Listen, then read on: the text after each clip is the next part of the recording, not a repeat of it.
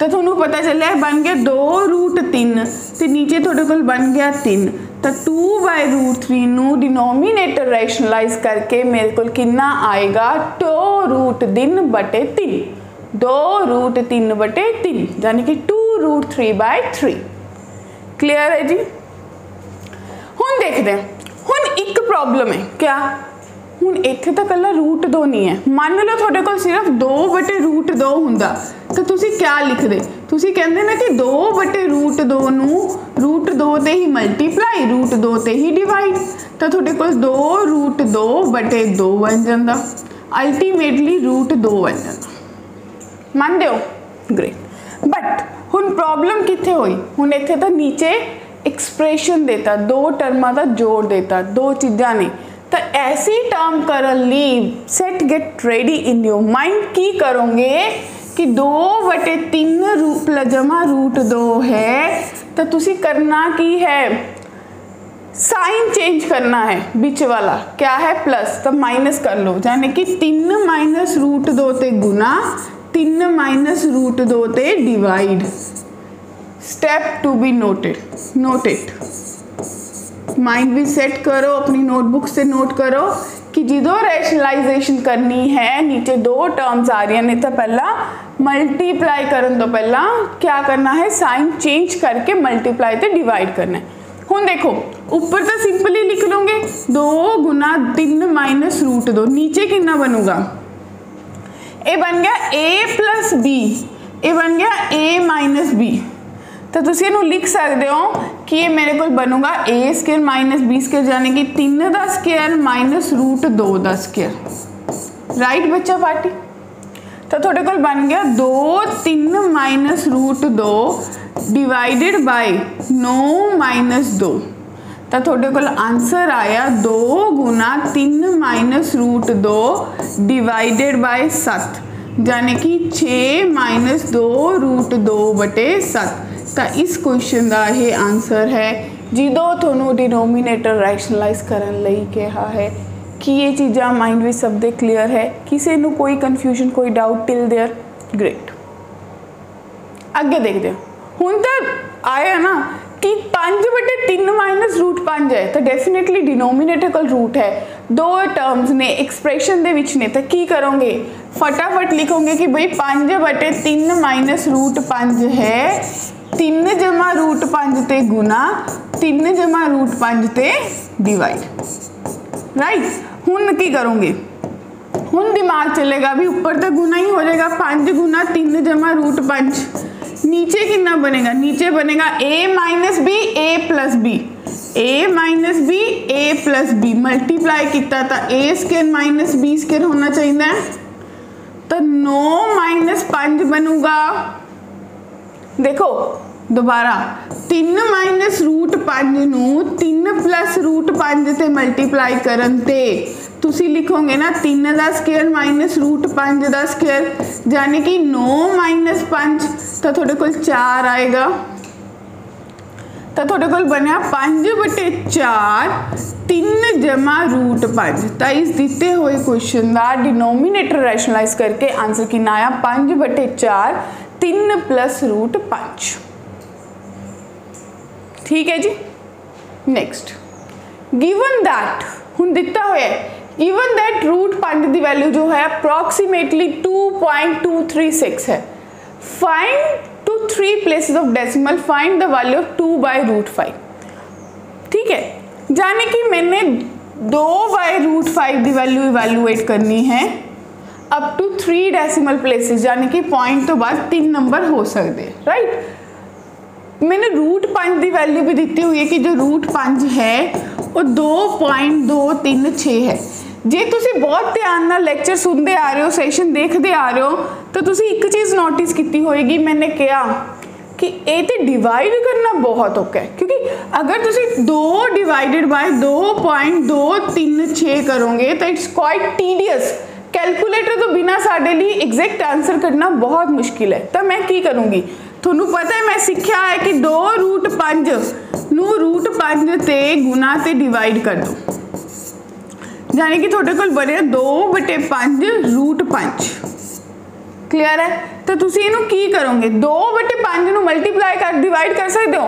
देखो जे तुसी 2 अंदर रखोगे 5 बाहर रखोगे नहीं गया 0 पॉइंट लग गया 0 5 चौका 20 लो ठीक है जी। तो थोड़े को बनया 0.4 नू 2.236 से मल्टीप्लाई कर दो। तो जिदों तुसी इनू गुना करोगे तो देखो कितना बनेगा 4 नू इत्ते कितना एक पॉइंट भी आएगा हले 4 छिके देखो 2236 नू 4 ते कर लो 4 6 24 तो 12 ते तो 14 1 8 1 9 8 ठीक है जी 4 पॉइंट यानी कि 0.8944 आया।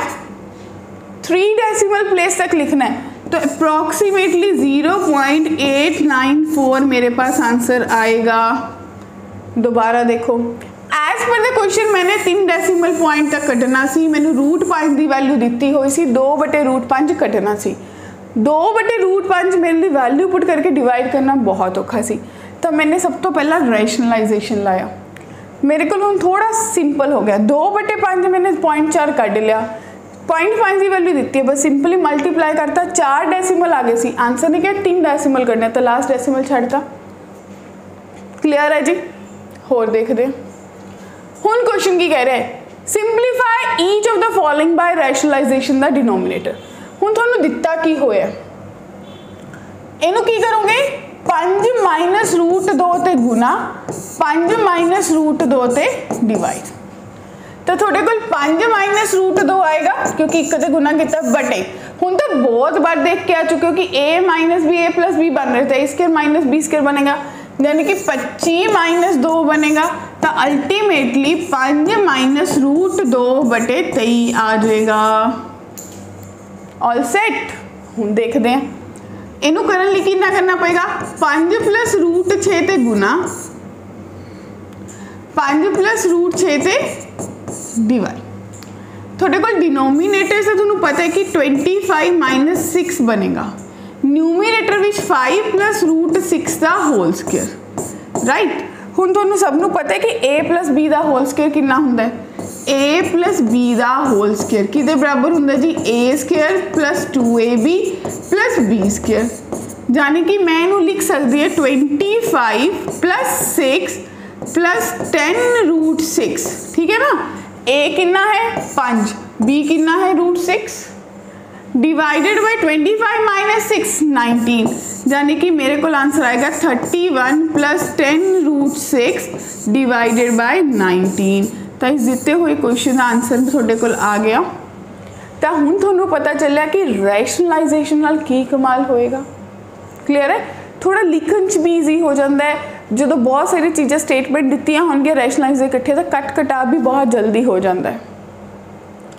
होर देखो इनू भी रैशनलाइजेशन करना है तो करना कि डिनोमिनेटर चो ही खत्म करना है। ये तो हो जाएगा सेम ही क्वेश्चन है लास्ट जैसा हुण ही किया है। हुण इनू की करोगे 2√2 - 3√3 ते मल्टीप्लाई 2√2 - 3√3 ते डिवाइड। क्लियर है। हुण की करोगे थोड़े को बनेगा 2√3 - √5 इनू कमांगे भाई मल्टीप्लाई 2√2 - 3√3 ते डिवाइडेड बाय a² - b² तो 2√2 दा स्क्वायर -3√3 दा स्क्वायर राइट और नॉट। तो जो इन्नी गल बनी तो थोड़े अगे की करना है मल्टीप्लाई करना है इनू इहदे नाल तो 4√6 इनू इहदे नाल -6 × 3 इनू इहदे नाल -2√10 देन +3√15 ठीक है जी डिवाइडेड बाय 2 दूनी 4 दूनी 8 8 - 3 × 9 = 27 पता है ना कि मैं कितना देखो बच्चा पार्टी 2√2 नू 2√2 ते गुना किया 2 दूनी 4 हो गया गुना 2√2 गुना √2 2 ठीक है जी। और मैं 3√3 नू करूँगे तो थोड़े को अल्टीमेटली जो आंसर है वो कितना बनेगा 4√6 - 18 -2 root 10 plus 3 root 15 divided by 27 चो 8 कट दो, जे 9 कर दे तो 18 आंदा, 8 कड्डे है तो 19 आएगा, तो माइनस का 19 आ गया। इत्थे ही छड्ड दांगे, कुछ कट कटा नहीं हो रहा, कुछ टर्म्स नहीं कट रही, सब अलग अलग है। क्लियर है जी, ऑल सेट। और देख रहे इफ, अगला क्वेश्चन ध्यान ना देखो, if both A and B are rational numbers find the values of A and B in each of the following equalities.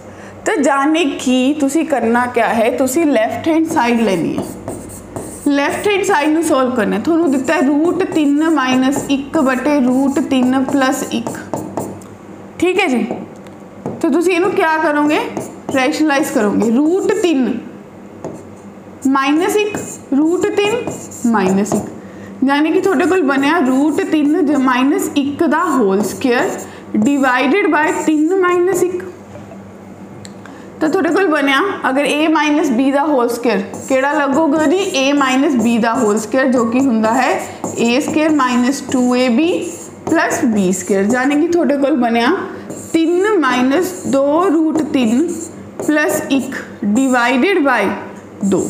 तो थोड़े कोल कितना आया बच्चा पार्टी, 3 ते 1 4, 4 माइनस 2 रूट 3 बटे 2, यानी कि 2 माइनस रूट 3। हुण ध्यान नाल इधर आ जाओ, ਇਹਦੀ वैल्यू तुसी कट चुके हो कि किदे बराबर है 2 माइनस रूट 3 दे, तो किदे बराबर होएगा a प्लस b रूट 3।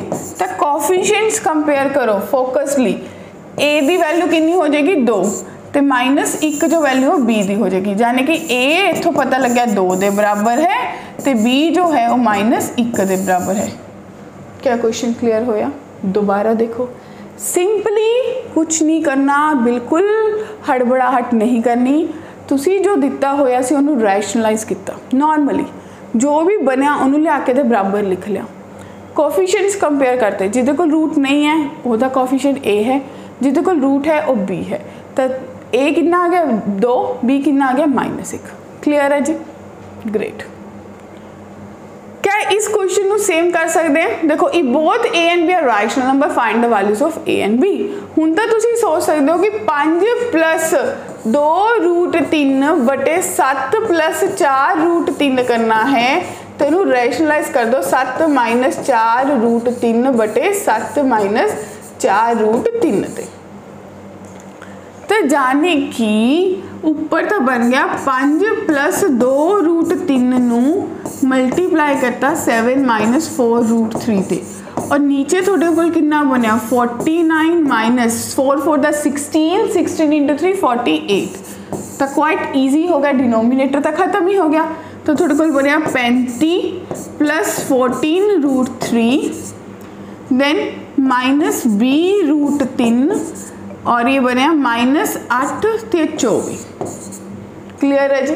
दोबारा देखो, पहला 5 ते 7 नू किता, 5 ते 4 रूट 3 नू किता, फिर 2 रूट 3 ते नू किता, 2 नू ए ते किता। ठीक है जी, 35 माइनस 24 11, और बी माइनस बी चो 14 किते माइनस 6 रूट 3।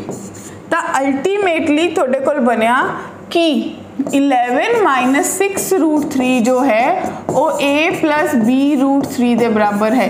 सैशन देख रहे हो, आंसर आने तो पहला खुद कमेंट कर सकते हो कि a की वैल्यू 11 होएगी, b की वैल्यू माइनस 6 होएगी।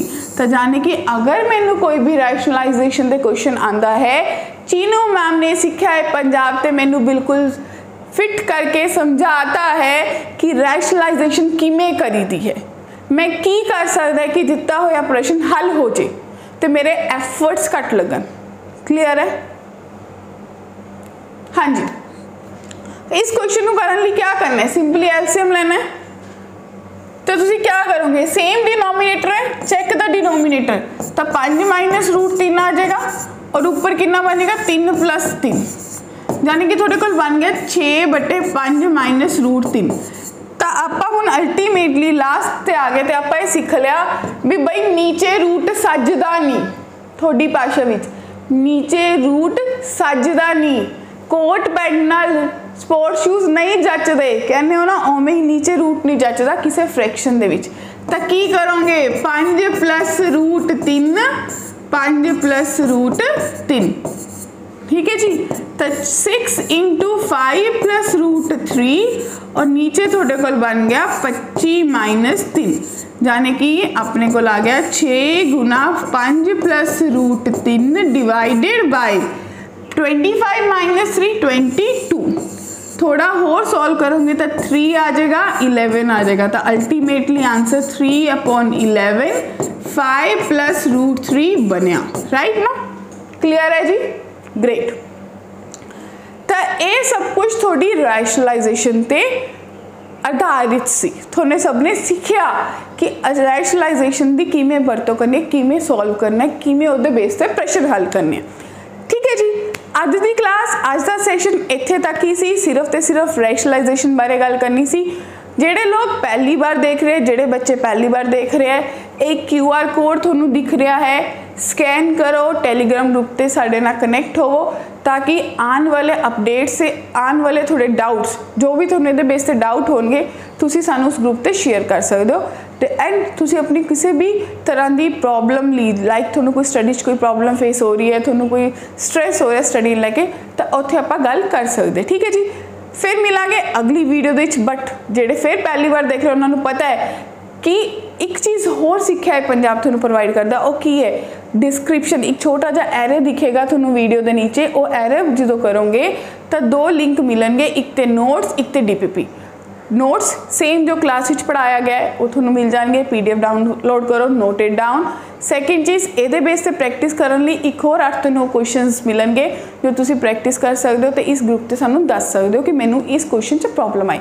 फिर मिलांगे अगली वीडियो दे जान तो पहला लाइक शेयर सबसक्राइब जरूर कर दो ताकि जो फायदा थोनू मिला होरां नू भी मिले। Thank you everyone.